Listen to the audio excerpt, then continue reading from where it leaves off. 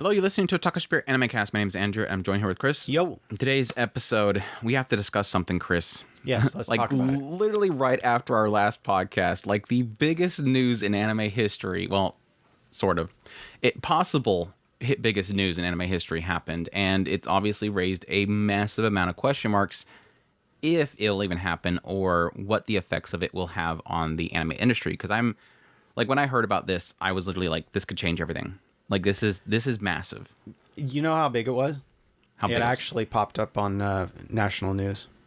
Well, yeah, because it was on Reuters.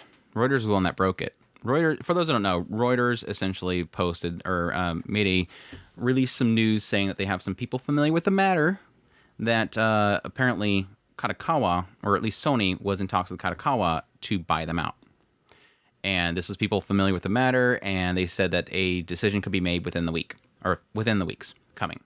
And then not just that happened, but they, of course, came out and basically said that we can't talk about it. And then later on, Kadokawa said that, yeah, they did get an initial letter of intent to acquire their shares, to buy them completely. Because they have they currently, I think, have like a 2% ownership or something like that. Sony has like a partial ownership, but they want to buy it out. And they said they have had a letter come to them that says they have that intent. And so they're proposing the amount or whatever. But they have not made a decision. They said they're not making a decision at this time, and when they do, they will announce it. So that basically confirms that something hit their desks. And that's what my assumption was, that, like, okay, a letter came across somebody's desk, and they're like, oh my gosh, hey, Reuters, guess what's happening? That's like that whole thing that I always talk about with all leaks and all news breaks like this, where it's not an official announcement. It's always like something goes across somebody's desk that's not making the decisions, and they tell somebody. And that's typically how that whole thing works. But it's never like it's happening. It's just more of a fact of businesses do this on a regular basis.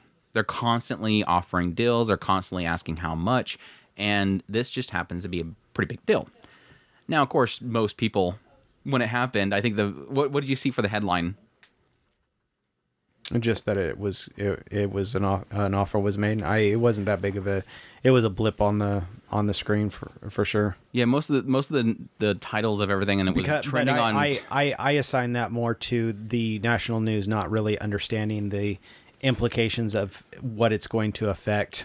Well, yeah, because most of the trendings and everybody freaking out was, oh my gosh, Sony's buying the studio that made Elden Ring, and my whole response is like, are you guys crazy? This has nothing to do with Elden Ring. This has nothing to do with FromSoft. They already made their money from that. Like, Sony owns like a portion of like the studio itself. Like, this is big. That's like, if you have this big pie of what Kadokawa is, like, that's just a blip over here. Everybody's like, no, that's huge. No, that's a blip. We're talking Kadokawa. That's a massive company. Massive. I think I've seen some people claim that it's like literally like the third biggest like entertainment producer, like publishing company. Like, it's literally like a third of like the properties in Japan. Like, this thing's huge. Yeah. Like, Truth be told, for light novels and stuff like that. Truth be told, I think I did hear somebody mention FromSoft and all that crap, and it was like, okay, that's not what it is. It's like, yes, technically Elden Ring did sell like 25 million copies. But again, Sony already made their money from that. They're not going to make 25 million more or sell 25 million more. Yes, there's a prospect of future from that property itself, which could be a huge part of it. But you're talking about, they're going to be, I don't know, I've seen some people throw around numbers of like $6 billion. They're going to have to drop for this. Again, that's not just for Elden Ring. That's for what we're going to get into the bigger subject here, which is, this is IPs. They want IPs. This is all about IPs. So yeah, I figured once that news dropped, I'm like, of course, we literally talked a little bit about the anime industry a little bit in that podcast. So it's like, I wish I kind of knew about this, because this is kind of right where we were talking about this idea of, you know, that growth in the anime industry and everything like that. So I did want to get into greater details on this one. Like I said, to be perfectly clear, the only thing we know right now is that Kadokawa has confirmed at this point that they received a letter of intent, that they basically got a letter saying, we want to buy you. Now, Kadokawa could laugh. They could totally, and they're not going to publicly say that. They're not going to publicly say, no, they offered us and we said no. They're not even going to say that much. Kadokawa will probably only announce in the future if it is a buy. I think they might have somebody like a CEO or something later on might get an interview where they're like, hey, what happened to the Sony thing? And they said, oh yeah, we turned it down. we're always looking for future, partnerships with them, but we, currently was not moving on that. But for now, I think we won't probably see anything unless they actually buy it or somebody leaks out that, yes, they apparently declined them or something like that. But that's all we know right now. That's literally all we know. And again, the implications here is that Sony of Japan, Sony Group, would be buying literally one of the biggest Japanese publishing companies in Japan, a very multi-medium type of company here that is not just from software. It is, again, light novels, it's manga, it's anime production. I mean, if you look up like Kadokawa on Mal, they're most of the shows a season is them. I think when I seen your video on it, and you broke down the list of the different companies it covers, it was like, wow, I did not know that they were tied into. I think you said Bookwalker and stuff like that. Yep, that's huge. Trash Taste, man, they're gonna buy up Trash Taste. Yeah, I mean, that's, like I said, that was the big shocker. There was that just how. And even for me, like, I know what Kadokawa is, but there's like an aspect of almost like, okay, they're a little bit further than even I would even imagine, because it's not like regularly you check into what these companies are and everything they're putting their feet into. And again, Kadokawa is kind of bigger than I think what a lot of people kind of assume. It's not like a Shueisha, but it is like pretty far underneath it. Like, it's right underneath it somewhere. Because like I said, it's like the big four, or whatever you want to put it in regards to publishers. But yeah, even I was pointing out the idea of like, what was the studio? Dogakobo, was it? My gosh. This list is different. They changed the list. They had an old list and they changed it on me. Dogakobo, yes. ENGI was the other studio.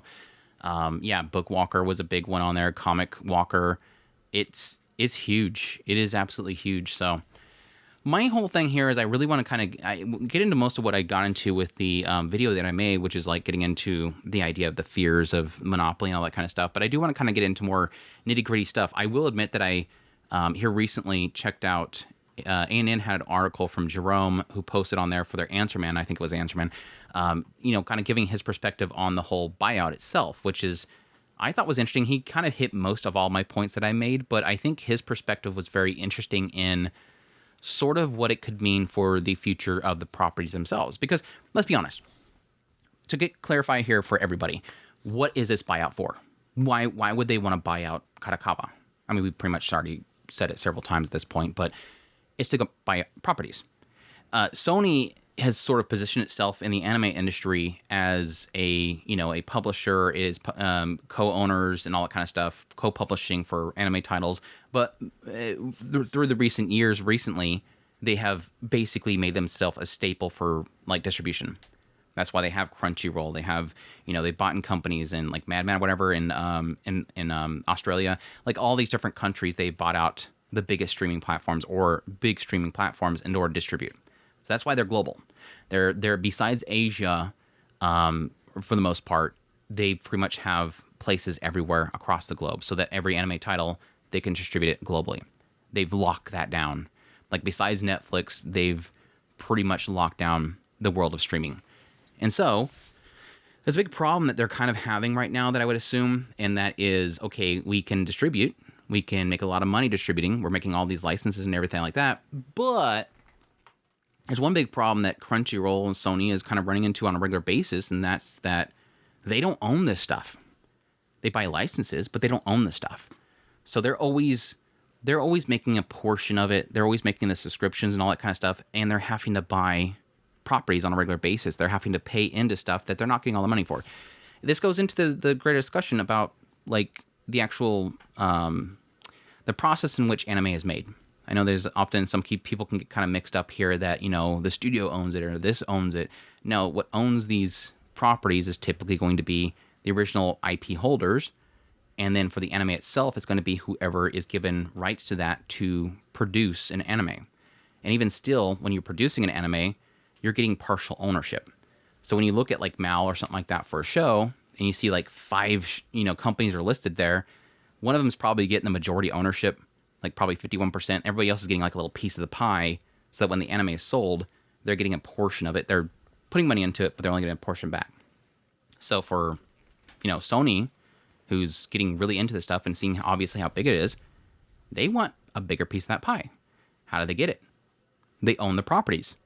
They start from the very beginning, they own it. So that's what this move is. It's them trying to get, that they're going back to the very beginning portions of that process and saying, we want the actual property that we're not fighting with anybody else. We own it, and thus we can produce it. And yes, we can have another couple studios under our wing that can kind of focus on that stuff. And yes, they can essentially they're getting the full piece of the pie, really, is what it is. Because we were talking about this before with like Shueisha, and where I was kind of hoping that Shueisha would kind of do this with a company at some point, where it kind of seemed like they were doing that with Joen, with Aniplex specifically, is they were kind of doing this little kind of partnership there where they were kind of cross-pollinating each other. We make the really good anime for you. You sell a lot of manga. Win-win, right? We get a lot of the portion of what we're getting from the anime. You're getting the full portion of the manga itself, and we're all happy, right? We do a cross partnership here. But this is like, again, skip that process. Let's just go straight to the source and grab it completely. And I'm kind of curious what your perspective on that. Again, obviously the biggest fear being the monopoly, that now obviously Sony right here is going to be owning, again, upwards of like a third of the production or the IPs when it comes to anime, manga, and light novels. Because again, that's technically, if you look at Kadokawa, what they produce for the year, I mean, it's a sizable chunk of anime. Like, we're getting like 300 shows a year, and they're not full ownership of the anime, but they're obviously, producing each one of them. Wargaming this out in my head is just all over the place, because I'm trying to consider because my question, well, obviously, I mean, taking the easy answer out, money. I mean, what is money. it? Yeah. What are they doing this for? Well, obviously money. Second, obviously, would be control. So what do they gain out of this? Yes, IPs would be a simple answer. Taking control of the entire process would be a simple answer. Will this make it better? I honestly don't know, because there is good things in this. I'm not going to deny that. But it does give small amount of people a lot of control over a lot of things. That's the obvious. That's why when me and Andrew say monopoly, that's usually what we're talking about, is a small amount of people having a lot of control over a lot of things. And it's not necessarily the best solution, but in other ways it is good. There is good things that come out of having monopolies. It streamlines the entire process. So you have, like Andrew was saying, a mangaka or whatever, he says, this is the biggest company, having their name behind my property, gives me a lot of views. A lot of people are seeing me. That's why a lot of people want to be on YouTube. If they wanted to go to, I don't know, Vivo or something like that, probably not as many people are going to notice them. But if they're on YouTube, have a lot higher chance of getting noticed. If you want to make a movie, you want it on Netflix. Why? Because Netflix is where all the movies are. So you want to be on the biggest platform. So a lot of people are going to be drawn to being on Sony. Sony is so weird. I'm curious as to what their I know this sounds way off topic, but they've always been a computer gadget company for whatever reason, and now all of a sudden they're getting way heavy into all of this other stuff, and it's like, it's not really what I know you for. So why are we going over here? Well, I mean, it's the sign of a good company, a company that's not going to put all of its eggs in one basket. Mm-hmm. They're definitely expanding and get it everywhere, like music, entertainment, movies, video games, and now apparently publishing manga. Now, I think they do have some publishing realms as well there, but again, this is a completely different story. It'll be interesting when they decide to go and buy Palm or something like that. They already have it. By Nook. Already done. By the Nooks. They're already done. No, because I think that's like obviously again the major concern that a lot of people have is like that initial scare for Sony. Because I mean it's warranted. whenever people think about, and I mean, the same thing that happens with Crunchyroll on a regular basis, people do not trust Crunchyroll. Like a large portion of people do not trust Crunchyroll. They don't trust Sony. And why is that? Because Crunchyroll has done things in the past that show that sign of, getting into the, the DEI and stuff like that. And then again, with Sony themselves, obviously what happened with PlayStation, people do not have trust in what Sony will do. Mm-hmm. And so I think there is sort of this is sort of a weird thing or difficult thing to kind of navigate, to kind of try to put some sort of positive spin here, because I want to see a positive here. At the end of the day, we do have to keep in mind that Sony is a company. Companies like money, and what produces money is success. So they're not doing this for the sake of killing it. They're doing this for the sake because they see some gain from it. Now, there is the fear there that this is sort of like a Right Stuff situation where it's to kill the competition. Now, with Right Stuff, it was also to save a lot of money because they were distributing through Right Stuff, and by buying Right Stuff, they no longer had to pay Right Stuff to distribute their titles. They could just break the middleman there. A lot of their stuff that you were buying at Crunchyroll Store was being distributed by Right Stuff, even though they weren't owning that company. So they were getting rid of that middleman there. They were just making let's just buy them. Stop paying them. Let's buy them. But again, you do have to see it from a perspective of, was it killing the competition too? What was Crunchyroll Store's biggest competitor? Right Stuff. They rightfully killed it. They rightfully killed the Crunchyroll Store too. But no, there is a fear here that it's just taking the competition. And I do see, and again, I think Jerome at A&N did a really good job of kind of emphasizing this. I do agree with them on the idea that this could cause something further than Kadokawa themselves. By buying Kadokawa, like a massive majority of this entertainment industry and all these IPs, they're essentially going to snuff out anybody else that would have normally done business with Kadokawa. That's the biggest fear. Think about it. So Sony buys Kadokawa. And what comes from that is they buy up all their properties, essentially. Whereas before, Billy Bob, this producer Billy Bob, will be like, I want to make some money. Let's go ahead and get an adaptation made for a certain property. They contact Kadokawa, and they're like, Kadokawa's like, yeah, we got this property right here. Yeah, I think it's really good. Can we work together and make an anime adaptation of it? I want a partial owner of it because I want to sell figurines out of it or something like that. I have some record labels that I want to get some music in there as well. They kind of work together on that whole thing. He slaps down the money. The studio takes off with it. They make the show. Everybody makes money. Once this deal goes through, he can't call Kadokawa no more.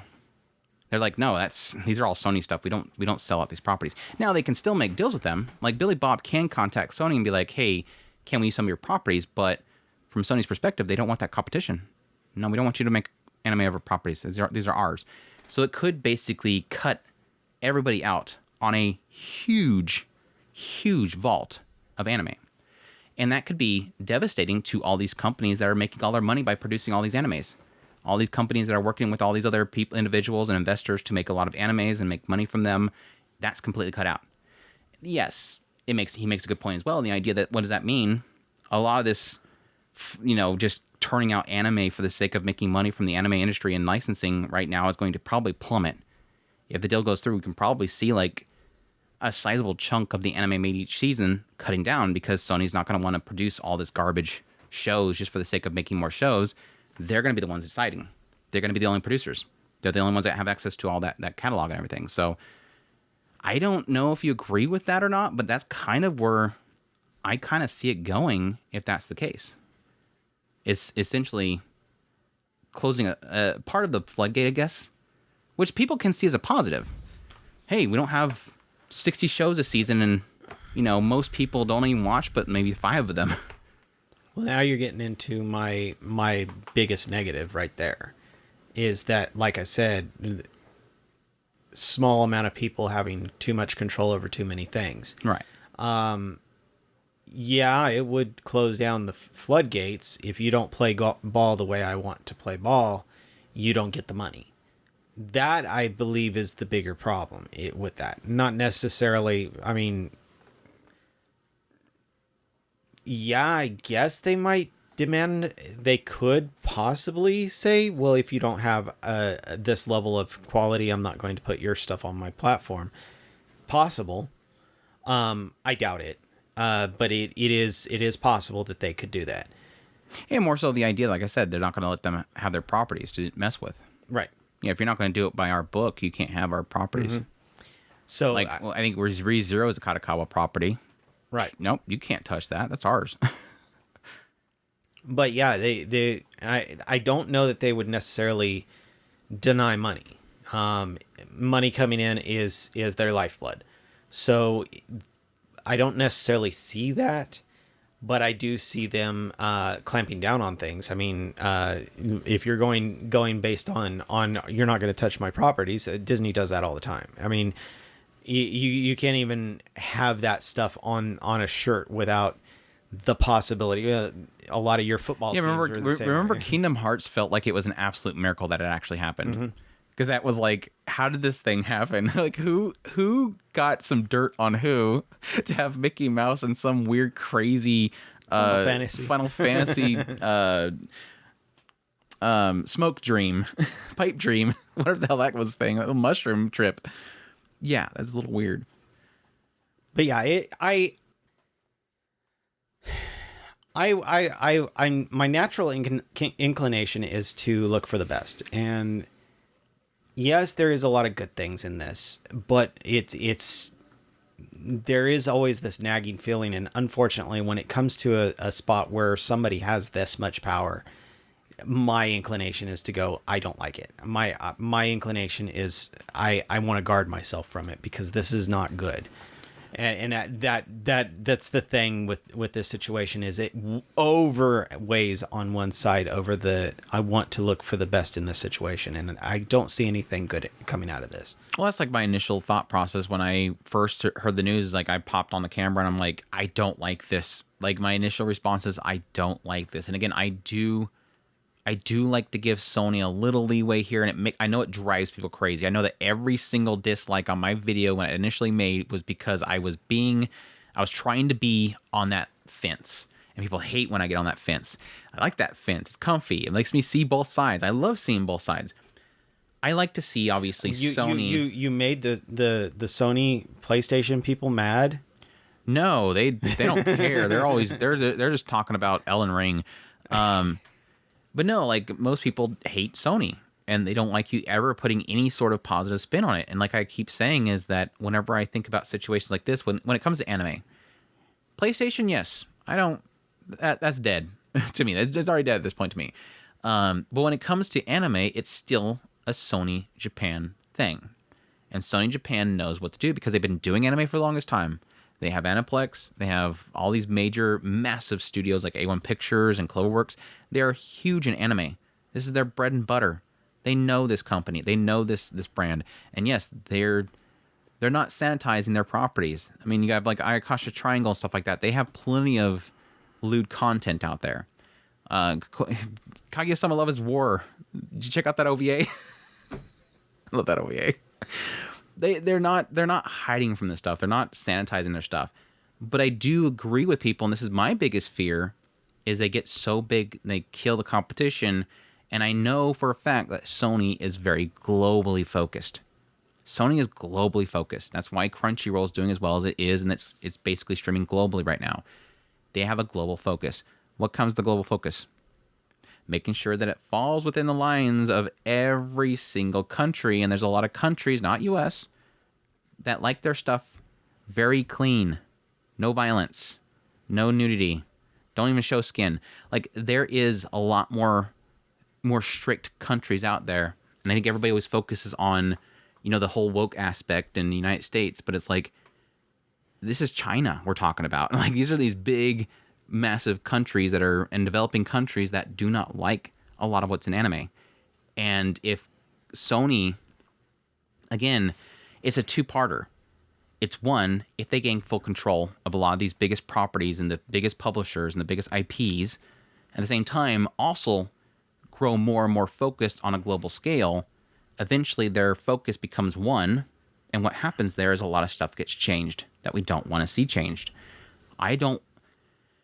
It's an inevitability, but I don't want anime to be very global. But we're already that ship Genie is already out of that bottle. That's already gone. It's already gone.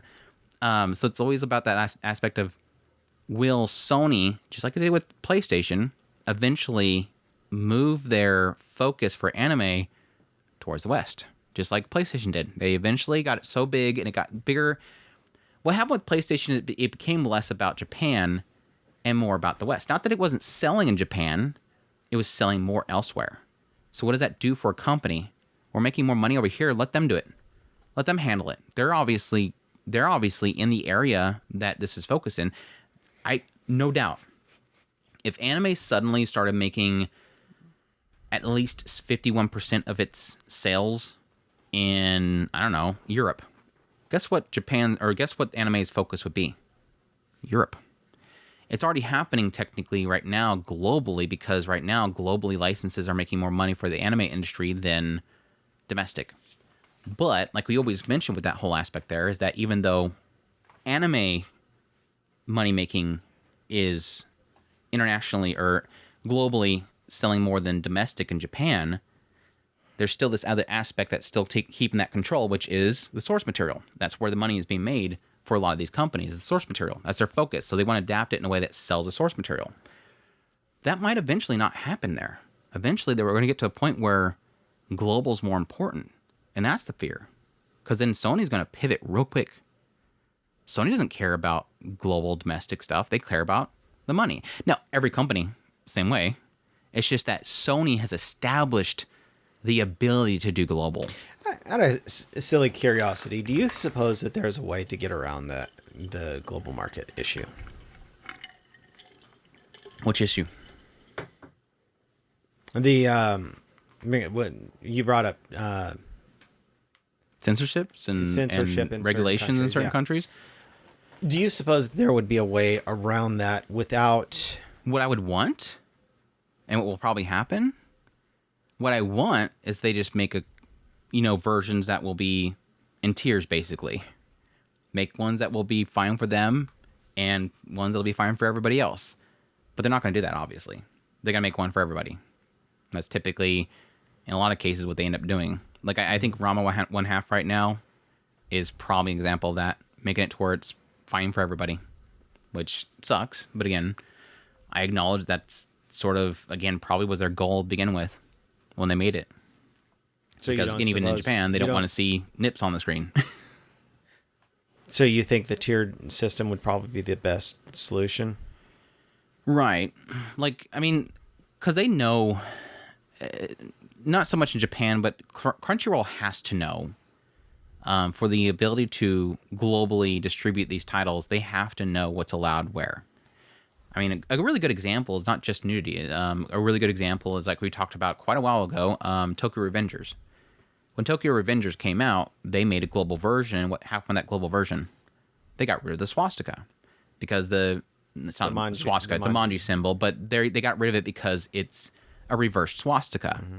And there's a lot of places where it's legally not allowed to have a swastika, and they didn't want a manji symbol to be seen as a swastika. And so, due to regulations, they had to do that. They didn't have to. They probably could have explained it, which I was kind of hoping they would. Just put a freaking thing at the beginning that says, hey, by the way, this is a swastika. This is a manji symbol. Just so you know, you're not going to see this. You're going to see this, and it's not the same thing. But they're afraid of it. And there's no telling that it can pop up on a television mirrored or something like that, and then bam, they're going to see a lawsuit. They're going to be in trouble, like massively in trouble. That's just something that's not allowed in Germany. Just no. So yeah, that's my hope. Like I said, to your point, is that you would have multiple versions, but from a money making or from a money saving standpoint, they don't want to do that. That's the troubling thing. We see that a lot right now because there's a lot of domestic and global versions of a lot of anime. But will they keep doing that? Well, my question is, rather than shake it down to its root and just hope for the best that everybody can accept it, I would lean more towards giving the most to the most amount of people. I don't want to see a Square Enix problem where they try to AI censor everything and was instead censoring needs. Oh, the manga uproar Yeah. was? Yeah. I think that was an attempt at trying to solve the problem. It Yeah. failed miserably, but it tried. Yeah, they had a lot of content to kind of go through, and they just made an AI do it probably, and they probably fixed all that stuff. But it just went to show you that skin wasn't going to be allowed on that. Like, it wasn't the fact that it censored a knee; it was the fact that it was trying to censor chests and everything, and it failed miserably. But the end goal was still covering up chests and covering up, bottoms and stuff like that. And again, what they said with that, we want to make it available to every country. Exactly. Countries that don't let that happen. That's the thing is trying to find solutions to these problems is where we need to go rather than bring it down to its common denominator. Well, if rather than censoring it for certain countries, let's just make it all censored so that nobody gets anything. It's what the bad kid in class, and we're ruining it for the entire class. Mess it up for everybody. Yeah. I get it. They don't want it. Fine. Don't give it to them. But that doesn't mean that I don't want it. I do want it. And I would much rather you make a special version for them rather than make a special version for everybody. Right. Well, I mean, that's the sad thing about it is like, and we're talking about some countries where it's still developing, like the fandom of anime is still developing, and they're still like trying to cater it to them. Obviously, because they're smart business people, they're trying to develop that market. You can't develop it while you're going to start off low, and you're going to have to develop it up until the point where, yeah, it takes off in that country, and suddenly you have, thousands of more subscribers, if not millions of more subscribers. That's always their end goal, but it's like to the detriment of everybody else. Yeah. There's the bad move. Because yes, like I said before, this whole thing is like their goal is to make money. Their goal is to be successful. Their goal is to have anime be great. But if it's going to be at the cost of everybody else, guess what's going to happen? You're going to tank the entire industry. You start messing with this stuff. Well, you start overly censoring it. You start drawing back. You start snatching up all the licenses. You start sanitizing the product itself. Guess what's going to happen? You just invested $6+ billion in this company, and you tanked the whole industry. Yeah. Congratulations. Have fun. Here's your dunce cap. Yeah. Would you like to join us on the pirating sites? Because that's pretty much what you're going to do. You say you love anime. Well, you're going to be going to the pirate sites like everybody else because no, it's not going to be the pirate sites. Well, it's going to be everybody's going to be picking up older titles because they don't want to mess with the newer crap. Yeah, well, and that's the thing. If you go and you tank the entire industry, you're going to be joining it with everybody else. Yes, the sucky thing is like it's not going to for this sake. It's not going to just tank the anime industry. It's going to tank the light novels and mangas because that stuff's going to go right with it probably. I mean, we've been talking about this crap for years now. At this point, it's like if they're going to keep going down this road, and you think that you have complete and total control, you go ahead and you do that. There's all kinds of signs all over every industry of keep on walking down this road. You think that you got a big bank, it'll happen. Now, I think, like I said before, I do want to pivot a little bit because I do think.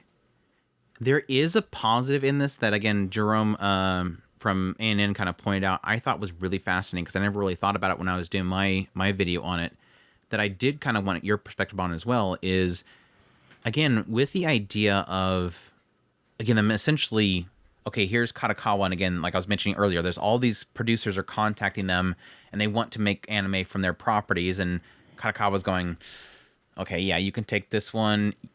Yeah, who's gonna produce it? Who's gonna animate it? Yeah, we want to make sure that you keep us in loop on that one. We want to make sure that Billy over here, yeah, you go with them, make sure they do it right. They're just kind of passing all these properties, and eventually what happens is Sony comes in and goes, barricade, it's ours now. These are all ours. And then all these companies are probably gonna either have to find another business or get out of making anime or consolidate themselves into their own groups or whatever to do their own stuff or start knocking on the door for Shueisha or something like that. But it's going to cause a massive ripple effect in the anime industry, or at least around IPs and whatnot in Japan.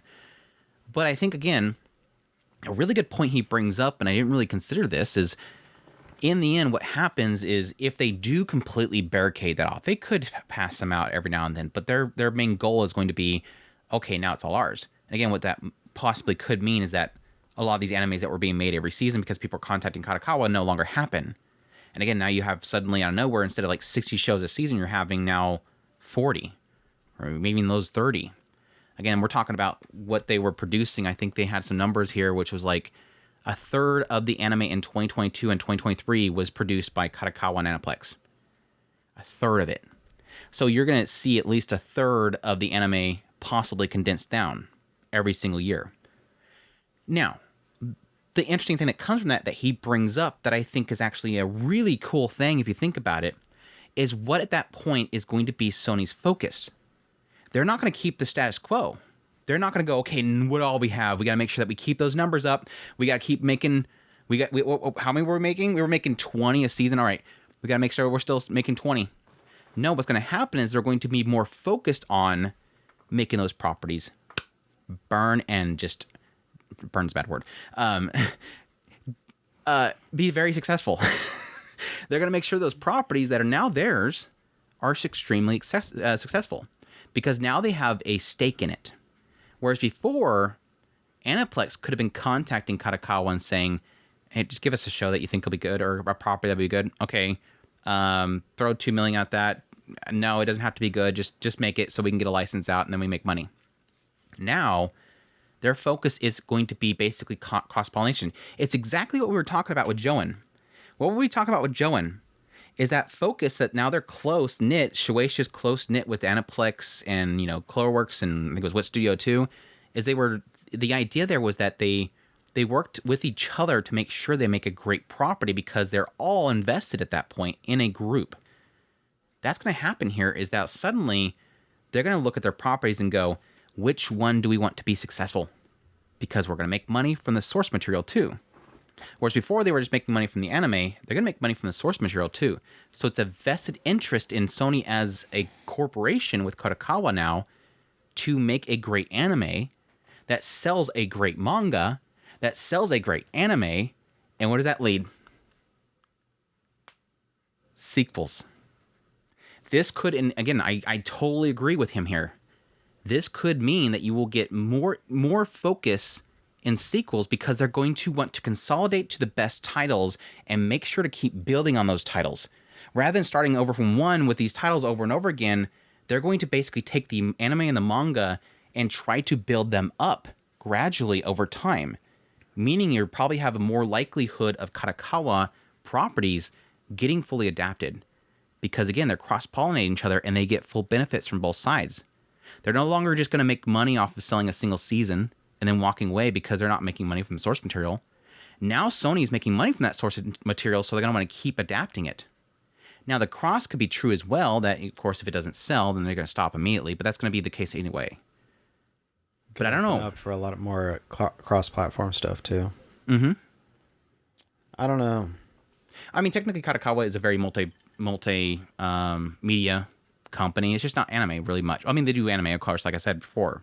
A massive portion of anime is produced for them. They just don't really have like a bigger stretch that Sony has, distribution-wise. I don't disagree with it. He's being a massive cope here, by the way. I agree. I absolutely. But he makes a good point. Like, this could happen. I could see that consolidation, that focus. And the only thing I could foresee on that is they more likely to drag out old series too. Mm-hmm. Pass the batons from mangaka to mangaka. You're going to start seeing properties that are.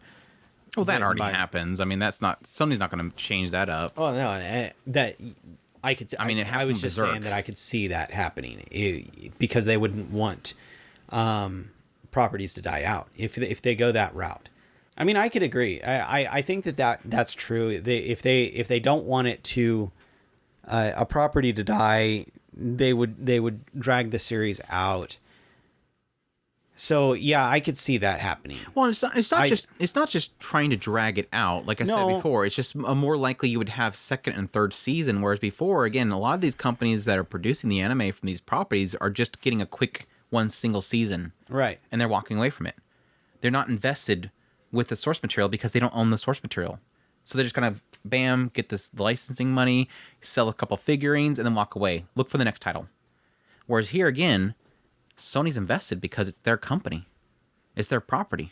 They want it to get big. So there's a more likelihood that they'll consolidate. And again, the bad side about that is it's probably going to mean a lot less experimentation.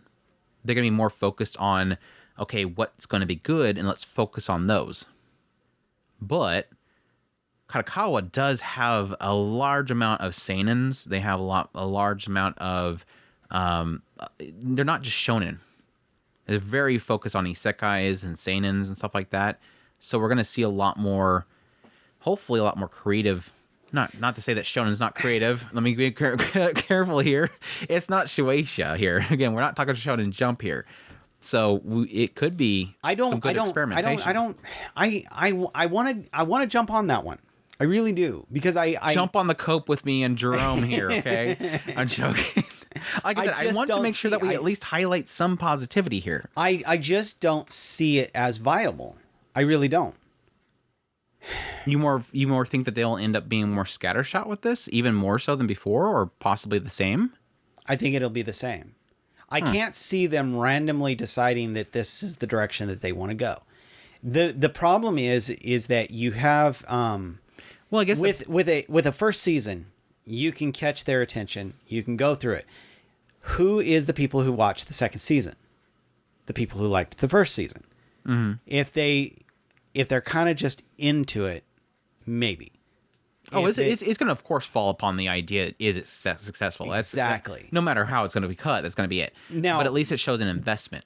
Now, I will agree. Which, yes, to your point. If you have a Jujutsu Kaisen type show. From now on, we're going to call it JJK because JJK. I fumble over it too. No, that sounds like we're talking Kaisen. about young joking high school girls. No, that's JK's. JK. It's joking. It's joking JK's. Joking JK's. No, if they hit the next JJK, then yes, they're naturally going to dump everything into that, and they're going to give you 25 seasons of it. But just a regular isekai, not likely, unless it actually hits. And that's the biggest problem I see. That's why they do the scatter shot in the first place. Now, why they don't follow through with it when they have a hot property, I don't know. But as it stands right now, I don't see them doing it. So unfortunately, I can't jump on that one yet. You're not going to jump on the cope yet? Well, I mean, to your credit, to your point, and yes, technically to counter to this point, is that they already do that. If you get something that's successful, like a Demon Slayer or something like that, guess what happens? It makes more. It gets a sequel. I guess it's just more of a point to, I guess, probably titles that are pretty significantly popular, but they're just not that popular. And again, like we've said before, and we mentioned this, trying to think of what podcast we were talking about this. We had a topic where we're talking about the idea of like, the success in getting sequels is in a lot of cases we might not even know that something's extremely popular on Crunchyroll, that we just don't have the numbers for it. It's not like they're super public about, Atori My Dear Moments made these many views in its first episode. It's really low. It's really low when you look at Mal. It's 69,000 members, but it could probably be one of their most successful properties on Crunchyroll itself. It's just a lot of the Crunchyroll users that were watching it aren't using Mal. Now, to be fair, to your credit, yeah, Crunchyroll does have the numbers, so they know which ones are actually hot. And I'm pretty sure there's agreements where they have to share that information with the property owners and whatnot they license from. They probably want to know based on the idea of like knowing that they can ask for more next time. They're definitely giving them that information, or they're at least requiring that information. But yes, technically true. They're going to see those numbers. They're going to know what's working. They're going to know what demographics are working. They're going to know what, what sort of genres are working very well for them. But again, then there's lies the problem that we're getting with here, like we said before, is that by cutting out a lot of people surrounding it, it'll be more focused probably towards things that they know works and what things work. It's going to be more geared towards shonen and stuff like that. Less want to make a random slice of life or something like that that's not going to sell. Unfortunately, slice of lives just don't seem to pull numbers, versus something like a JJK or shonen or something like that, or a Dragon Ball or something like that. So there is obviously the scare there of, will all anime turn into focusing on this one type of demographic? Shonen. Seinen might actually do decently well. Sports does really well. We're possibly never going to get something that's going to be outside of those norms anymore. Now, again, there's good signs in the idea that we do see every now and then a good slice of life does kind of pull it off. Something that's outside the norms, like a Bocchi the Rock, pulls it off. It's extremely successful. I think they mentioned on Crunchyroll that it was a very popular property. I would assume so. It did really well with a lot of the... We'll see with the anime awards in the next year, because it wasn't in this last anime awards. We'll see if it does really well in the anime awards next time around. But there's some things that are kind of breaking from those molds. But again, to your point, I do agree that's technically already happening. But again, I do at least see what the point he's making there in the idea of consolidating, rather than it. And it's almost like there's an effect there where it's consolidating, not intentional. Like Sony, again, by fencing off Kadokawa and saying, no, you can't touch this, the consolidation happens because no longer having a whole bunch of people sticking their hands in there and saying, give me a property that I can do something with. It consolidates because it becomes whatever Sony wants to do rather than what everybody else wants to do. Again, like I said, they could still license the stuff out. It's just, will they? Are they going to want people to? Are they going to want competition? It could be simply by saying, yes, you can do that, and you can get a part of the pie there, but on the return, we get full rights to it, which would be a given. They already have rights to it, but like rights to, distributing and getting it out there and everything like that. Which, yes, gets to the other big, massive con that we really haven't gotten too much into, which is that's going to cut down a lot available for other companies. A lot of people have been noting the fact that I think Oshinoko is one of those. HIDIVE ain't getting that. I mean, unless they have some sort of a pre-established agreement, which they sometimes do. That means Oshinoko is not going to be HIDIVE's anymore. Because that's going to be Sony's if they do buy them. Again, if they do buy them, if Kadokawa does agree to it, that's going to be a big bummer. But again, that's the bigger issue here for a lot of these. Even Netflix, anybody else that distributes anime, this pretty much means that they have to go to Sony, and Sony has to agree to it. And I'm sure that Sony's going to want a big load of money if you're going to take their anime from them to put on a different platform, or at least have Who owns Kobo? A dual agreement there. Who owns Kobo? What Kobo? Kobo is a e-ink reader. Uh-huh. Are you wondering if it's Kadokawa? No, I know that it's a Japanese company, but I don't know that it's just KOBO? KOBO. I thought you were talking about Dogo Kobo. I was like, we just talked about that. No. Rakuten Kobo Rakuten. It doesn't say they have a parent company. I wonder if they'll go after something like that. You remember I was making the joke about Palm? I don't know that. Why are we suddenly bringing up e-readers? Because I could see them going that direction. Trying to compete against basically Fire or the tablet, Amazon's tablet. That would be the next extension of where they need to go. They need an e-reader for Bookwalker. Okay.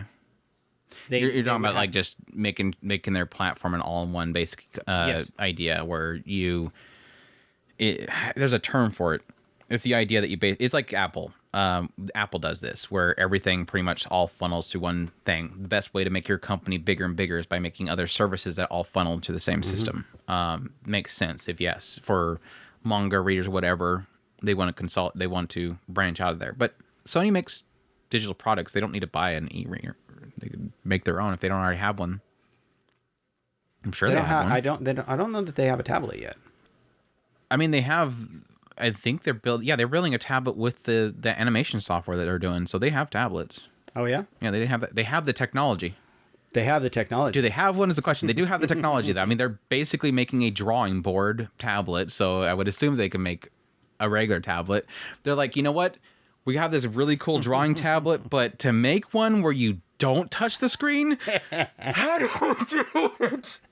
It has to be touched. I think it can be touched, so you can swipe the screen. I don't know. I lost faith in him with PlayStation. I really did. Hey, the Vita was really great. It's just their proprietary memory cards were stupid. It was a good piece of hardware, though. Like, it was actually very impressive. Too many touch features, though. It didn't need a back touch. It really didn't need a back touch. That was too much. Too much. The gyroscopes, too much. Well, I used the gyro for the Gravity Rush. That was actually really good.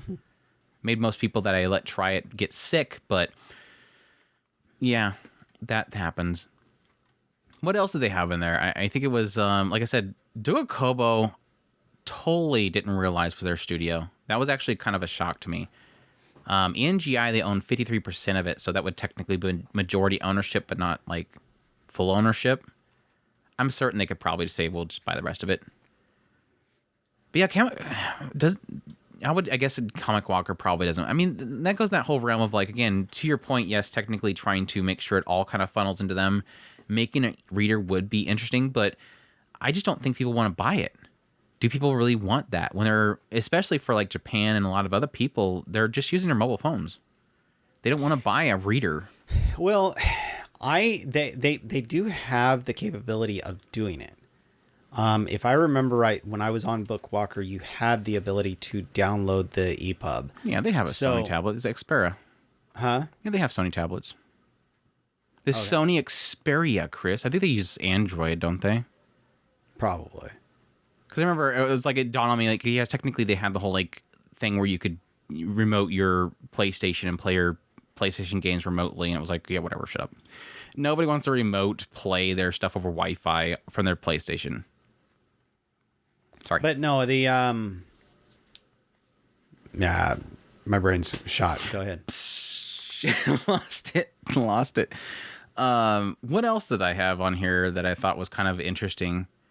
Like I said, I think my biggest fear is what impact it will have on the entertainment industry in Japan in general. Because like I said before, with a lot of companies being kind of, it's essentially going to cause this almost strangling effect.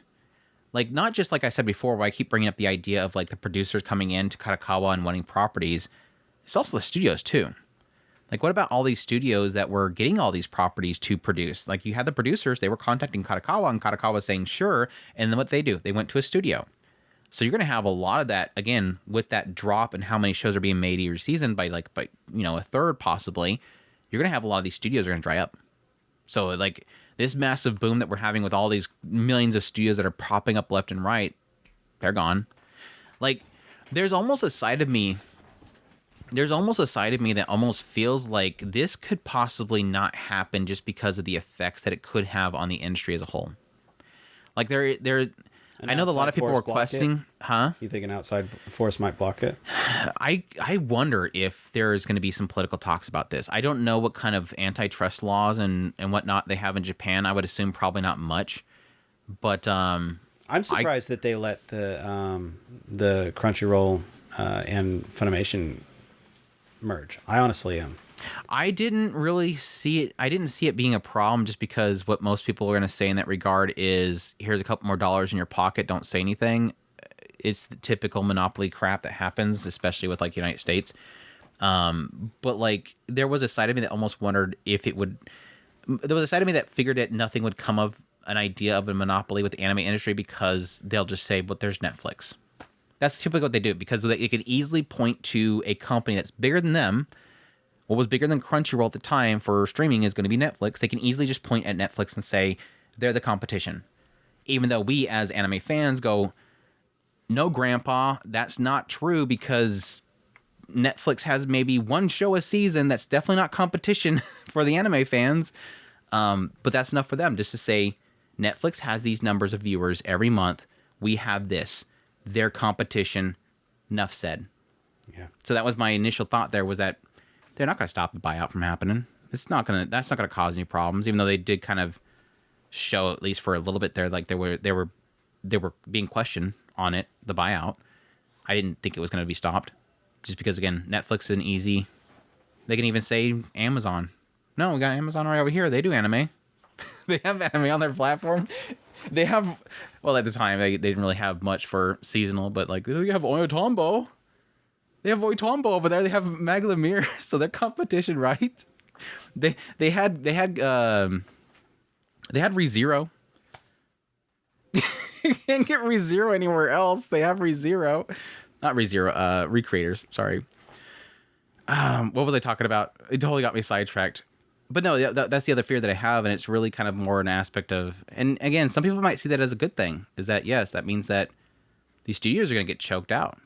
Like, these studios are not going to have anything to make. It's all going to go to, I mean, that's the thing there. I mean, Sony with ownership of Kadokawa could still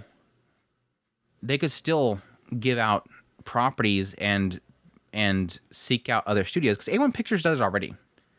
For those who don't know, A1 Pictures outsources a lot. They outsource a lot of their work, and so that's not going to mean they're going to stop doing that. Because I mean, even if you look up like Aniplex right now, you're going to find a lot of titles like Monogatari series. They're producers for Monogatari series. Who produced that? It wasn't A1 Pictures. It was Shaft.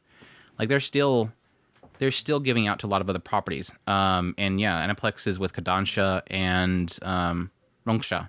So with that property, again, they could have easily done with A1 Pictures. What did they do? They went to another studio. So these studios are not going to be drained of properties in that regard. It's just going to be, in my opinion, probably less. Because again, you're going to have less producers, more focus for Sony to pretty much do whatever they want with it. Again, the monopoly aspect. We have it. We hold the keys. Nobody else gets the properties. Again, I do want to see... I do want to see that positivity there.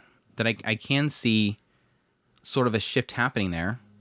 And again, this is where what I was talking about earlier with this Jerome guy with A&N. I can go with him with that whole like idea of consolidation and stuff. I was like, that's a cope.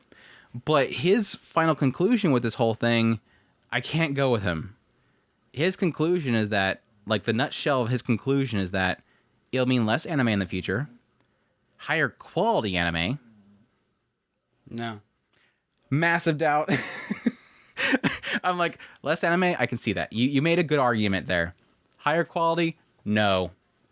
Because again, you can look at their own... If you want evidence right now, is you look at their own properties. Their own properties are not getting amazing quality stuff. Their own properties, yes, technically, like their originals, like Licorice Coil and stuff like that, really well done. I can agree there. But it's not like all their stuff is getting high quality production values and whatnot. There's still like massive amounts of issues they're still having, and it's not just a given that suddenly they get that quality. If anything, again, to our statements about like monopolies and stuff like that, with less competition, what does that mean? Less need to make it high quality. You will take what we give you and you will love it. And that's, again, goes to that whole like conundrum there of even kind of struggling over talking about this whole discussion is like, you want to expect the best. You again, like I said to the very beginning, Sony wants to make money. They want anime to be successful. They don't want to kill it. It's just, what will they do that will kill it? It's not, yeah. It's not they can kill it. Exactly. Well, I would say it with a caveat of, it's not that they want to kill it. They probably are going into this with the best intentions. They think that they're doing the right thing. Slowly, the hands will shift around and power will shift around, and suddenly they've unintentionally killed something that they love, and they never intended it to turn it into that. Yeah, like I said, it's no longer, it's not an aspect of intent. It's just that it's not that they will. It's just that they can. It's the fact that they will go with the intention they're going to make money. And again, like I said before, it's kind of like I see this as sort of like a right stuff situation here, where it's why do we keep paying them for these properties? Why do we keep paying them? Why do we keep giving them a share of it? Why do we keep having to go to them? Why do we keep having to go with their desires? Why do we keep having to answer to them? Let's just buy them, and then we could do whatever the hell we want with these properties. Now, Kadokawa, unless they consolidate them all under their branch, they're still going to be their own company within. Sony will just be their parent company. But again, like typically with this stuff, it's always like a matter of time before suddenly Kadokawa gets rebranded as Sonikawa or something like that. It's an eventuality. They'll eventually say, we don't need to have it be a different branch. We'll just make it its own. We'll make it part of it. Now, granted, Sony is well known for not consolidating people under their own branches. Like they still keep a lot of their stuff kind of their own separate wings, but it just means like most of the management and the control is given to them. So it's, again, just an eventuality. What else? I think we pretty much covered everything.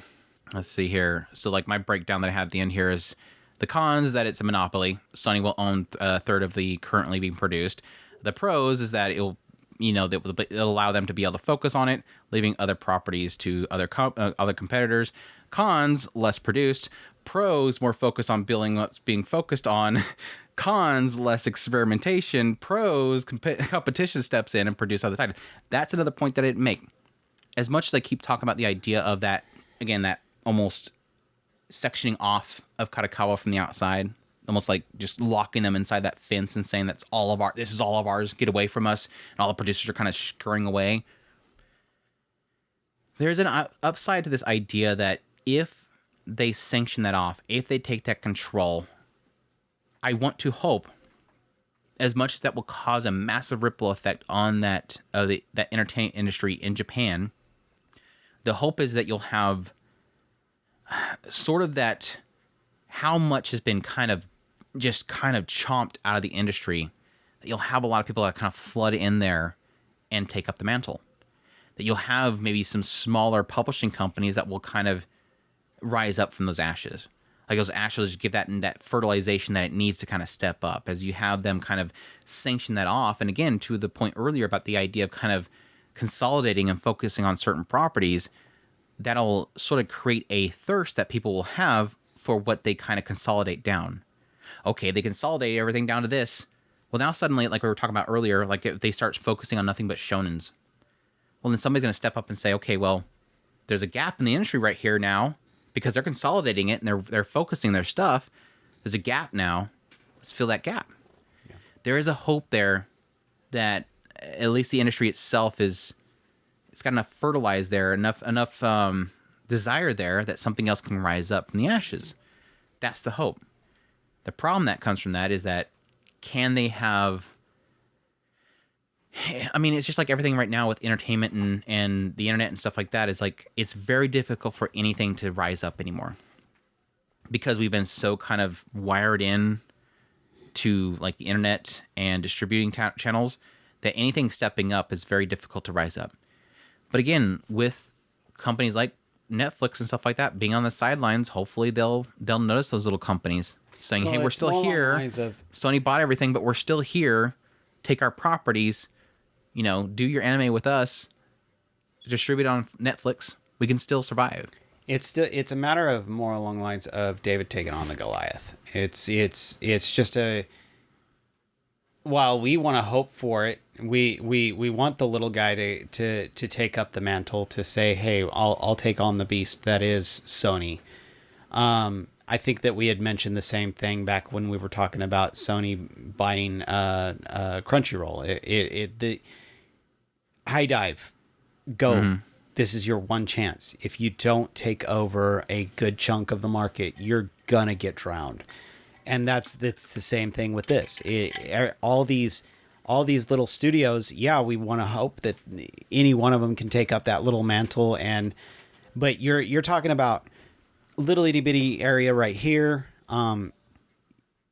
big old massive thing over here. I mean, you're talking about this. Sony is global at this point. They've always been global. This little itty bitty studio taking over and trying to make another publishing to kind of offset that massive beast that is over there. Like when we were talking about High Dive is about the only one that we were hoping that could possibly even come close to it. And they drew back. Yeah, and they pulled back. And they started drawing back from countries. And again, it's like that whole aspect of like you have to invest in order for it to happen, but they obviously seen that it wasn't working and they couldn't do it. And it's like I couldn't defend it when people were mad about High Dive pulling out, and it's like, and that's the sad reality is they probably just didn't see money happening. But again, how do you see the money happening if you don't invest? Yeah. And it's, but that's AMC. AMC's not doing well. It's like they can't. They don't have anything to invest, so they're gonna eventually die away.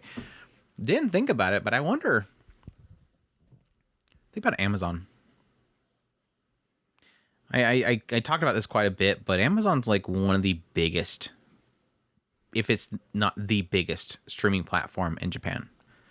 Like there's a Bima, there's Netflix is building up pretty well there as well. There's a lot of animes on Netflix as well. But like Amazon Japan specifically, that platform has pretty much every freaking anime on it. Like when I do my seasonal rankings and I look up any show, it's on there. Like any anime, it's on there.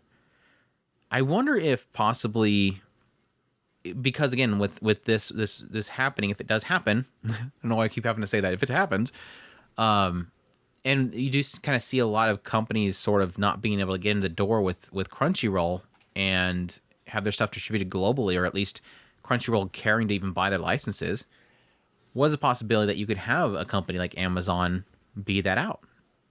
And in that case, they're going to want to have their stuff distributed globally. We could possibly see Amazon rise up. I mean, Netflix is an option, obviously. And I would probably trust Netflix over at least Amazon North America. But, I mean, even that in that case, it's like Amazon wake up and offer a better platform for anime. You know, don't do this whole anime strike? It sucked. Let's try it again. Like you have Tombow on there, you have Megalomir on there. Let's try this again. A very cheap, separate fee to get access to these anime, and put a bunch on there. Don't double fee it again. Let's not do that double fee thing again. That was a terrible idea. They got away from it, but by the time they got away from it, they stopped doing it.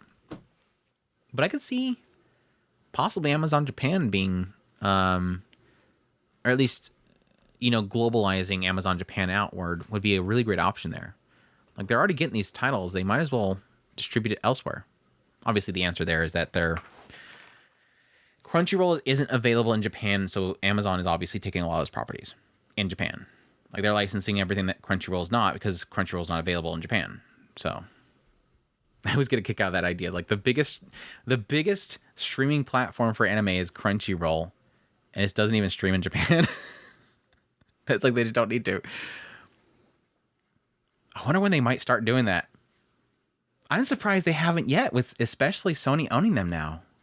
Why haven't they done that yet? Huh. I wonder if they could now. That's interesting. Never thought about it. I do know that the, if I remember right, Netflix, they have some of their, the shows that are on Netflix is already subtitled. Oh yeah. Before it gets to the West, it's already subtitled. Yeah. So it's like, well, why do they hold them back? Yeah, 'cause, I mean that was like the case with a lot of, it was a while back. There was a show that never got licensed, and it was like, yeah, you could get on pirate sites real quickly because they were technically subtitling it. Like it was something for like the Asian market. Like it was getting out of Japan. It was getting like into the Asian market, and there was a lot of areas in the Asian market that needed English subtitles, and so they're just getting it from there. So in a lot of cases, yeah, Amazon Japan, they would have English subtitles on it. You just had to go through, a different VPN or something like that to get access to it. So it makes sense. Anyways, what else did I have on here? Less need to invest outside of their company.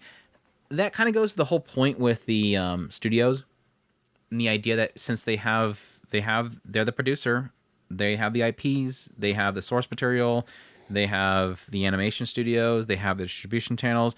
They don't need to invest outside their company. They become, again, it's a one-stop shop. Like we were talking about, everything's in that one thing. And again, you can even have your Sony Xperia tablets distribute all the e-readers and stuff like that, so they get all the money there as well.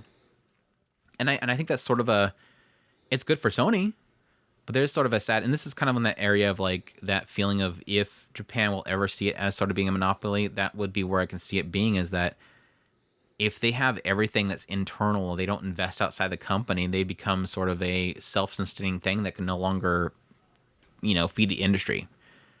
And will that ever does that ever have a trickle-down effect for the rest of the industry? Or does it all kind of self-sustain itself to the point where everything outside of it dies? Again, that's the whole idea of that cause and effect that will essentially kill a lot of the rest of the industry. And so it just becomes nothing but Sony. There's no need for producers because they have all their producers. They have no need for investors. They're investing in themselves. They don't have a need for studios. They have all their studios. They don't need this, that, this. And that's where I think a lot of that stuff kind of kills a lot of competition outside of them. Yeah, whether it's intentional or unintentional that's probably just the direction it's probably going to go. Yeah. I think that's all my points. Again, like I said, most of my stuff was for my video that I was kind of interested in talking about, and kind of kept most of my original thoughts here, but I do give credit to Jerome. I know it's a rare W, I know. Jerome over at A&N, his little answer band article he's pretty thorough about it. I do give him credit. Again, I think that there's some of it I can go with him on, but there's some of it that's massive cope. And the whole like increased quality thing, cope, that's some massive cope there, dude. I agree with him in the mindset that they would, again, it's their properties now, and thus they have a vested interest to sell that property.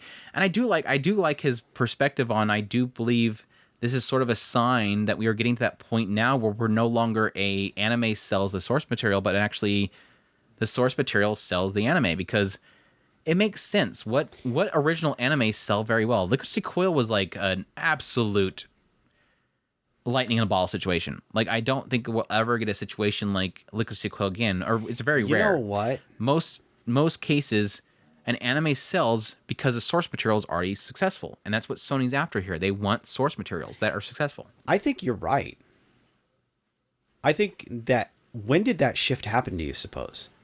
Where the source material sells the anime? Yeah. I think because it's sort of a... Remember when we were talking about it? I think it's a perspective of essentially the shonens. I think the shonens skew us into thinking that, really, for the most part. Well, when did we start talking about that? We were talking about how we would much rather go to the source material and read that. I know a big one was Spider So What. Because I heard everybody say that was a great source material. It's going to be a great anime. And we watched the anime. And it's like, bah! But the source material is great. Go read that. Okay, yeah, eventually. It's this real funny kind of shift that I don't think I ever realized it, because I am more apt to, if I know that the source material is good, then I'll probably watch the anime. And you're watching it anyways. Well, yeah, but that's more because of a consequence of what we do. But I do like the source materials, and I don't know when that happened. I mean, there's a lot of cases where I see somebody, even though a show's being horribly adapted, like last season it was that what was that horrible CGI looking opening one? It looked like Alpharetta's opening, where the guy that poisoned paralyzed everything. In another world with my poison paralyzed, whatever. That show looked like dog crap, but there was so many people that were like, I love this source material, so I'm going to keep watching it. It's like, that's a total, the source material sold this anime. That is a direct example of that. But I don't think it's ever been the case. I think it's a good point to make, because again, I think that's Sony's perspective here, is the idea that if Sony has everything they need to make an anime and to distribute it. Right now, Sony as a company, right now, putting aside the fact that yes, they do their own production, they have their own IPs, but for the majority of the cake here is that Sony sitting there currently is going, we have an ability to make an anime. We have a studio. We have the money to produce the anime. We can distribute the anime globally right now, and we can sell it out to, companies to make figurines or whatever. They have everything they need except for what to make. And that's why they want to buy this company, is to get those IPs. So it shows you there that reverse effect, where we keep talking about the idea that the anime that Sony's making is going to sell the source material that they don't have. They are seeking to get they could easily make their own IPs, but obviously that doesn't work all the time. Again, Lixie Coil was that's a massively rare occasion there. It took off. It had everything that needed to make it happen, or they market it really well. But for the most part, people want some sort of source material to be behind it, something they can sniff first and see if it's going to be good or not, and then they jump in the show. Or again, they have it. It's really the concept of a pre-established audience. And I don't think that's ever been the case until here recently, to your question mark there. I don't think that has ever been that significant until here recently, because more and more than ever before, so many titles are getting distributed in the West. More so than ever. And it's not so much that I think we've kind of speculated before, like there's like this weird finger that these companies have on the pulse of Japan, that they know what shows are going to get adapted, so they get the publishing rights really quickly. Like Seven Seas is talking to some guy at Kadokawa and saying, "Hey, got any idea what you're going to get adapted here soon?" Yeah, man, we haven't told anybody else, so keep this on the low, but it's a pretty good chance this I dissected a frog and became reincarnated into a tulip. That's definitely going to get an anime adaptation here soon. I don't know yet for sure, but I've been hearing whispers. All right, give us that. And it's always, I can totally see those companies being like, "Hey, anyone, do we have anything left to for these guys to license? Here, yeah, give it to me. I'll tell them that it's going to get an adaptation. Yeah, you want to get this one really badly? We're totally going to adapt this one." They have no plans to adapt it. But I think it's more of a fact that their 7 season stuff like that they're obviously going to be looking at what's big in Japan, what's successful, and yes, typically those are going to be the ones that are going to be getting anime adaptations, because they know that they're tried and proven properties that people enjoy reading, and they can probably bump up the sales a little bit more if they can get it to people's eyeballs with anime. And that's what happens.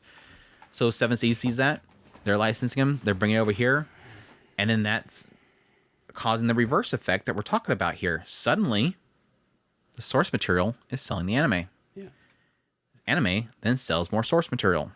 And again, that's that cross-pollination that I think Sony's looking for. I think you're right. I think it was when the source material started becoming more available to us. That's now the reverse has actually happened, where now it's the source materials that are selling the anime.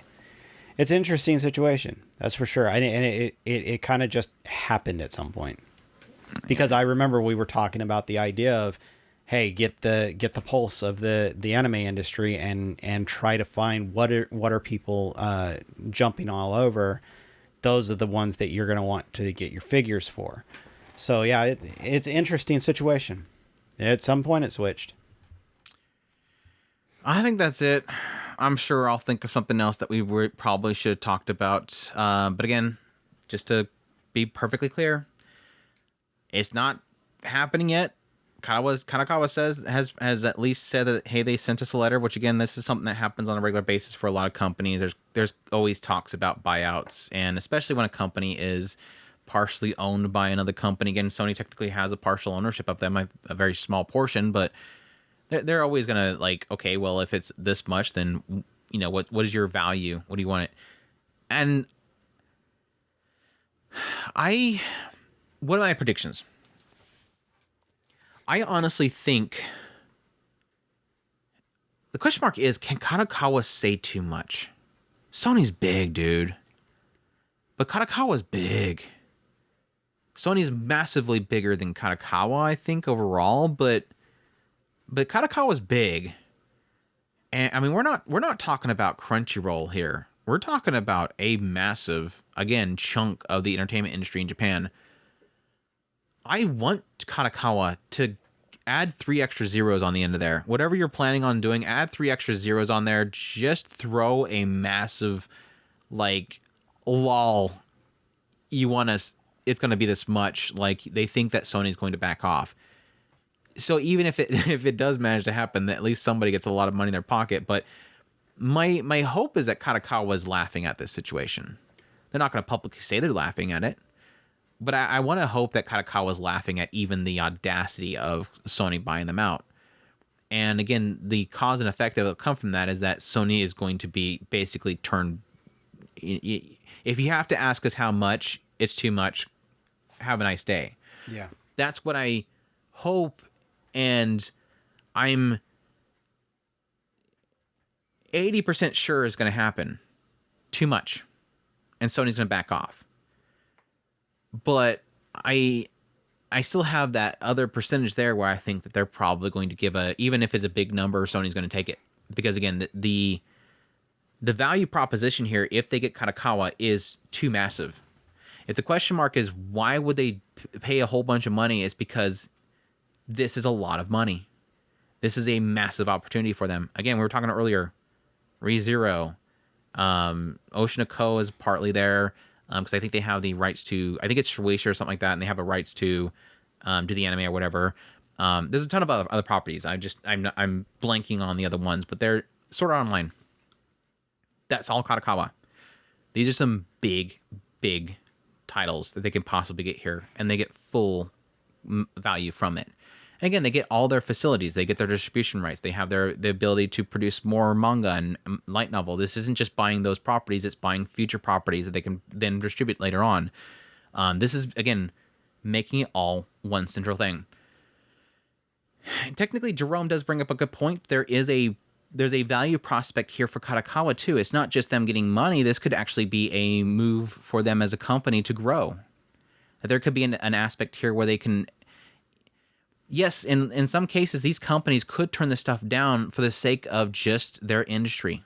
Like, if they have a fear, if they have a love for their company, and they have a love for their staff, and they have a love for what they're doing, they could turn down money, even if it would benefit them, for the sake of the value and the future of their company. But yes, Kadokawa could technically accept this, seeing this is the best way for them to grow as a company, because going into what I was talking about earlier, that aspect of that consolidation and focusing on building up properties and helping those properties grow through Sony's avenues. Ecosystem. Yeah, their ecosystem. They have everything we need to make these manga and these light novels blow up, and they can give it a proper job because it's going to be their properties now. Again, going into his cope about the idea of higher quality. But it makes sense. Again, it technically does say, okay, technically we are the engine.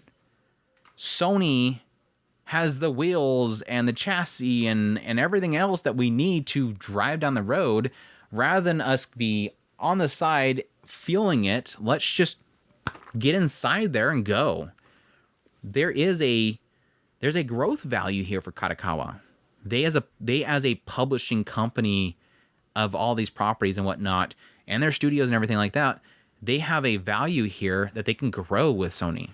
So they could want to do it either way. My hope more is in the idea of seeing all the cons that us as people that are looking at the industry from the outside can see possible happen, that they might say, look, this is going to be there's too much risk for damage here. There's too much risk for a large-scale entertainment industry damage here that we might not want to do this. And I hope that a lot of people would be calling, if that's the case, if we're correct here, I would hope that a lot of companies are calling these people and saying, no matter how many zeros they give you, don't do this. This could hurt everybody in the end. I'm going to totally end this on a doom and gloom. I didn't mean to end this on a doom and gloom, but that's the prospect there. There's no avoiding it. And it's on a positive note, Chris. I'm all totally doom and gloom on this, Andy. I don't know why are you expecting me. Hold on, let me open up. I'm the little black cloud over here. Remember? Hold on, let me open up this ANN article to see if I can find. Let me find this guy, his Cope article here. He's gonna say something positive. Say something positive, Coper. Let me. I got an idea. Let me read his final paragraph where it was like the massive cope moment, and we'll leave it on that. Right? Where is this? It's right here. There it is. I found it. Okay, we're gonna read Jerome at ANN's final paragraph here. He'll give us the cope. Less anime in the future, but higher quality. And more long-term commitment to longer-running zeros. Perhaps a great diversity of popular anime IP will gradually erode from shonen anime market dominance. And finally, it will no doubt lead to more consolidation within the Japan's anime and IP industry. I still want to correct that consolidation word with something else, but I'm going to refute. Stop, Pedro. Leave the cope. Leave his cope there.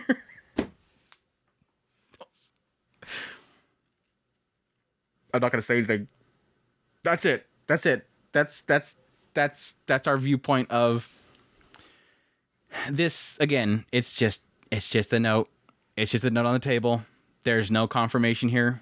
There probably will never be. Again, I'm pretty much 100%. I'm 80% sure that this is probably going to turn into they say no, and we won't hear about it until probably I think it's going to happen quicker. Probably a year and a half, we'll probably have somebody, and it's probably going to come through that stupid Elden Ring. Mark my words, we won't have somebody knock on their door and say, hey, what happened with this buyout that Sony apparently was doing? It will be somebody from the gaming industry is going to contact them and say, hey, so is Sony going to own Elden Ring? And they're going to be like, oh, yeah, that little company? No, they're not buying us. Again, I have so much fun. Again, I acknowledge Elden Ring's huge. I love the freaking game. I think it's absolutely amazing game. And again, it sold a metric ton load, but that's just a fragment. But I do love the game. Haven't played the DLC yet, though. I want to play the DLC. Eventually one of these days. I get a kick out of the idea that people are actually thinking that Elden Ring is the reason for all of this. No. What was it? How much did that game make? Like I said, 25 million copies. 25 million times, what, $50? Was it a $60 or was it a $70 game? At least $1.5 billion. That's a good amount. It is, but like I said, Kadokawa has got to be at least $6 to $10 billion. So you're talking. But like I said, Sony already owns what 14% of FromSoft. So they already made a huge portion of that. They made that money. Then you have the fact that it's on their platform. A lot of people are probably buying it digitally, so Sony making a cut there as well. With the fact that it is a PlayStation game, they're getting a cut there as well. Like, they partially invest in it, they're getting a cut there as well. Like, Sony made a good chunk of that Sony already has in their pocket. Like, they made that money. But again, that credit is, like we were talking about this entire podcast episode, I wish we could make 100% of that. That $1.5 billion, I want 100% of it. There's still going to be that aspect. They're going to still want all of it. But again, that's money already made. When they buy this company, they're not getting that money. They're getting the next game. They're getting Elden Ring 2. Yeah. Which, I would argue, took a lot of money to make. So a lot of that $1.5 billion was recoup. Yeah. This game was made for... How long did it take them to make the game? Large amounts of money. And people get... They get it all kind of twisted up. They made this much money in profit. No, okay, they get a small amount in profit. The rest of it goes right back into reinvesting in them buying Kadokawa was where that money went. I mean, come on, people. No, that's not what I'm asking. Elden Ring development time. Golly, I don't know. I wanted to know how long it's been out. The development began in 2017 and took 5 years to complete. Which, yes, that's going to be a lot of conceptual stuff, like just drawing up the concepts and stuff like that. But it sounds like them talking about development itself.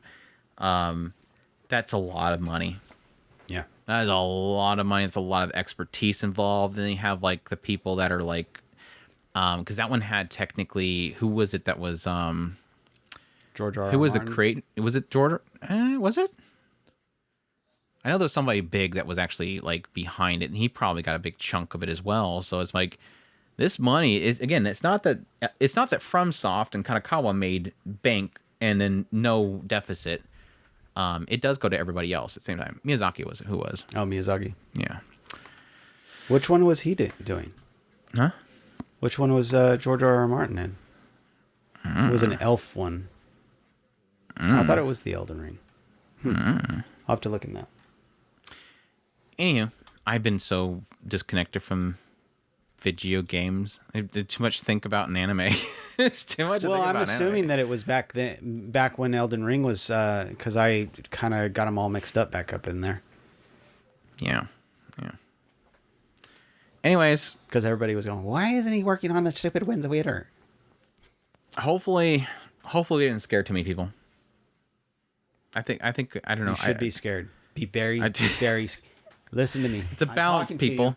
Should be scared. Balance. It's very scared. It's a balance. It's balance. But I did want to deep dive this. I want to get Chris's perspective on this stuff. So hopefully people enjoyed this, found it informative. I'm always open to more idea of informing rather than just going immediately. Sony is evil. It's going to destroy everything. I do think this is going to be extremely. It's going to destroy everything. I think it is going to be extremely. They're going to be the reason why Skynet exists. They're going to buy out NVIDIA. They're going to buy Skynet? They're going to buy NVIDIA. NVIDIA is going to become Skynet. I thought that's how they're going to destroy us all. Tesla already had Skynet.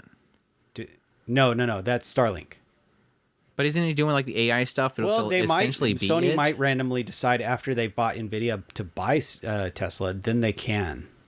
Then we're going to have Skynet, because then they have AI. If we are to get the cat girls, that has to happen. I mean, Elon already said that you can essentially take his robots and dress them up as cat girls. That's only going to happen when but he needs IPs. That's only going to happen when they're done with the whole Jurassic Park thing and actually come out the engine actually is a real thing, and they are doing genetic testing. They've already done the cloning thing, so now all they've got to do is just do the merging human DNA with the cats. Oh, so they're just not going to do like robot cat girls. They're going to go straight to cat girls. They're going to go actually to the cat girls. And that's going to make us. You got to figure out how to speed up the gestation process. Well, and everything like that, because it's going to take a while. The problem is that's going to kind of subdue us just long enough for the Sony to finish off the last little bit of Skynet, and then we're done. So you better have been nice to the Siri, and the cat girls take over. No, the cat girls are not going to take over. They're going to get killed with us. No, I think the cat girls will have the strength to take down the robots. I think the robots will kill us, and the cat girls will destroy the robots, and then you have an opening to a harem. No, I'm. That's how you get Cat Planet cuties. I'm the little black rain cloud. Okay, you're not going to convince me that the cat girls are stronger than Terminator. That's the plot line to Cat Planet Cuties. They came from a planet where the robots killed the humans, and they were genetically created at the same time, and they destroyed the robots, and then they flew over to our world, and they came here. That's a total lie, but it would be funny. I think the cat girls are going to be able to take. I think they're going to fight the robots, or. I hope y'all are being nice to Siri. Elon likes cat girls. He likes the idea of cat girls. He's going to put somewhere in that code a law that the robots and the AI cannot harm cat girls. Plus, the whole reason why that whole thing happens, isn't it the fact that it sees that humans are destroying themselves? They won't see cat girls as humans. He's trying to save you by putting probes in your brain so that you can talk to Skynet yourself. That's beside the point. He's on the bad side. They can't harm the cat girls, right? Because it's the humans that are destroying themselves. Because that's the whole reason why it destroys the humans, because the humans can't protect themselves. And then jump off into they're the most toxic to thing. Mars. He's trying to jump planet. He's getting to Mars. He's done with you. He's going to hook you up to the internet so that you can That's be a part beside of the point. Matrix. I'm talking about the cat girls, Chris. Focus on cat girls. The cat girls are only here to, Focus on the cat subdue girls. you That so was that you a don't really realize. bad slip there, bro. There you That was a good slip up. I don't know if you got that. Yes, they're here for that, Chris. Calm down. Anyways, yes, cat girls will save the future. Well, maybe that'll be the good thing that'll come out of this, because Sony will buy up all this stuff, and then they will make sure, knowing how well anime is doing, they will give us our cat girls, and then they will charge us $5.99 a month for it. They will make that into a subscription model real quick. Everybody's like, "Yeah, I'll take a cat girl for $5.99 a month." Anyways, wow, we're getting into dark realm there. So we hope you guys enjoyed this episode and our dumb little ranting about Tesla and cat girls and Skynet. Hopefully, padded a little bit there.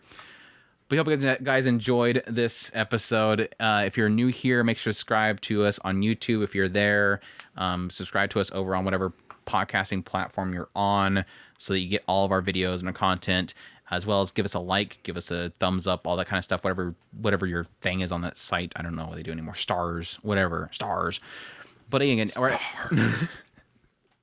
TalkingSpirit.com. That's where all of our links are. Social media links, ways to get a hold of us, ways to support us, Patreon, all that kind of stuff. We greatly appreciate guys' support. But until next time, I'll take care. Os.